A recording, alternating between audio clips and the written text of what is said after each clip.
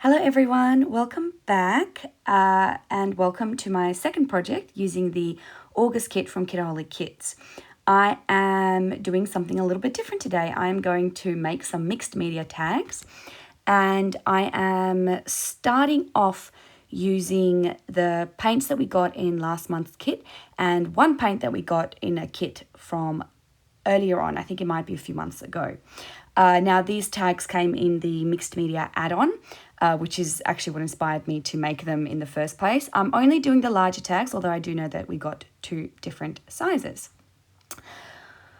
My intent for these tags is to use them in a project life layout, which will be the next project that I film.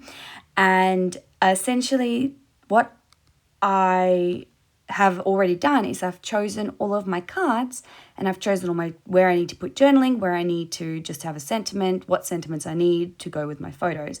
So as I'm doing these, I have in mind the colors that I want so that they match the layout. Now I don't use all of them on my project life layout, but I do end up using four of them. Yeah, just one of them doesn't get used. But anyway, I'm starting off just splodging the paint all over the place.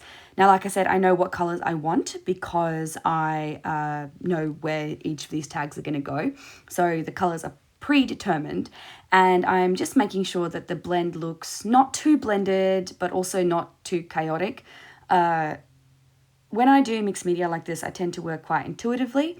I sort of just swoosh paint and see if I like it, and if I don't, I add more paint.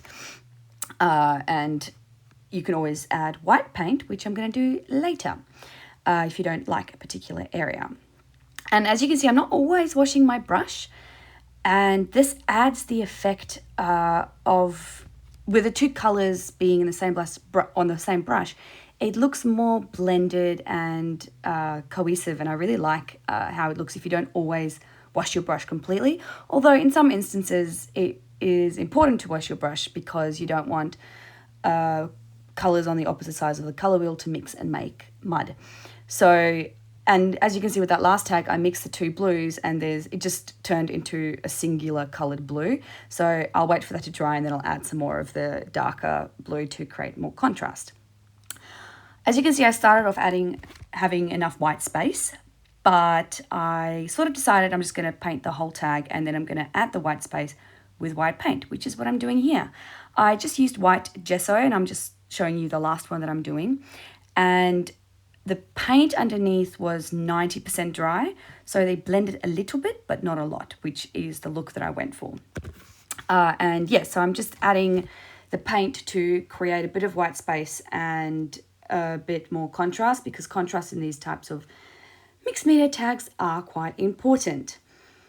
Next up, I am going to do some stenciling using this little smooshy tool. I do not know what it's called, and this stencil we got in a kit, I think, last month as well.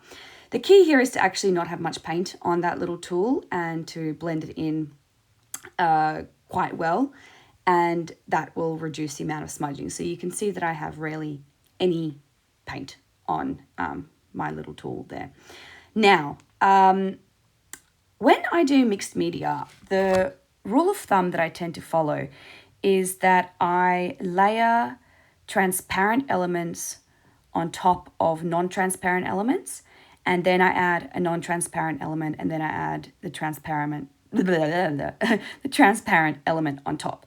So the acrylics as the base, they were my non-transparent element. Then I went over with a light dusting of the stencil, and now I'm going in with the shimmer sprays, which is what we actually got in the mixed media kit along with the tags, and they are a bit more opaque, and the pink was quite opaque, so I'm actually dabbing some of it off.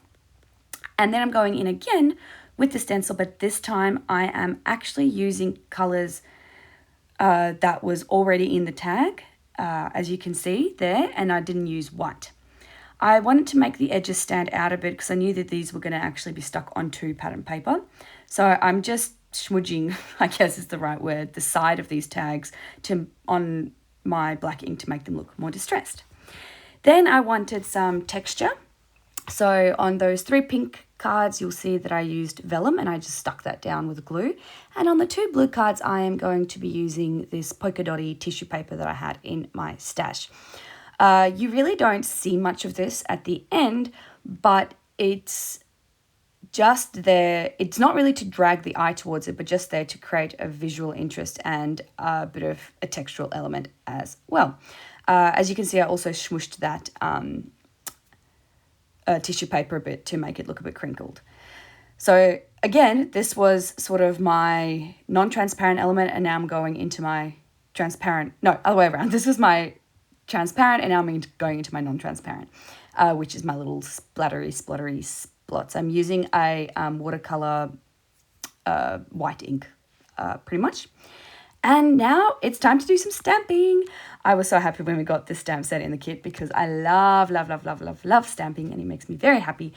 And I am not going to make you watch all of that, but I am just selecting inks that I feel match the colors of the tabs and the colors of all of the other ephemera pieces that I'm going to put on there. Now, because these are all filled, they're outlined, I thought I'd see how it looks if I take some alcohol markers and color it in. The reason I'm using alcohol markers is because I look quite blended, so it actually looks like a filled-in stamp. Whereas if you use water-based marker, they'll tear up the paper a little bit, and they can look a bit scratchy and not very even.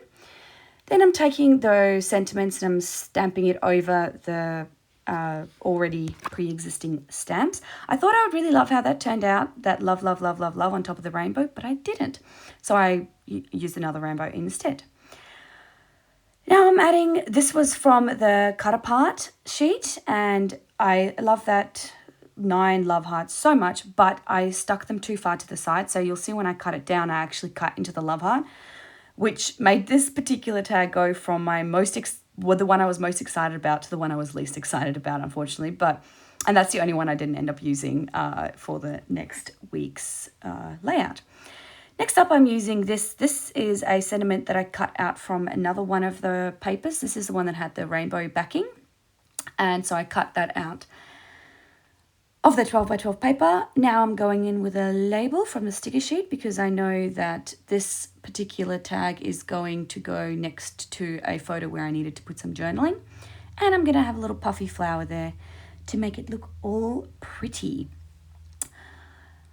Oh, and some of those puffy love hearts, which is an element that I will repeat eventually as well when it comes to the layout and the sentiment. With the last 2, so these were the 3 that I was going to use in my layout, but then I didn't like the one that said hello as much. Oh, I'm adding little sparkly bits thinking it might help. It didn't make it look bad, but I was still very annoyed about that love heart not working. Anyway, moving on to the other one. So this was just going to be a random one, but it actually ends up replacing the one that says hello, my happy place. So even though I put a particular sentiment on there, you'll see in a second, I actually change it to something that matched my photo a bit better. So I used that little stamp camera and put it in front of a little cluster of flowers, and that one's done. And as you see, I pop up all of the main embellishment on top of these little foam dots to make them stand up and give a bit of dimension. Adding a bit of these little gold dots onto this card, and they're done. I'm going to add some ribbon on the top, and you'll see them in the final photos. But for now, thank you very much for joining me, and I'll see you next time. Bye.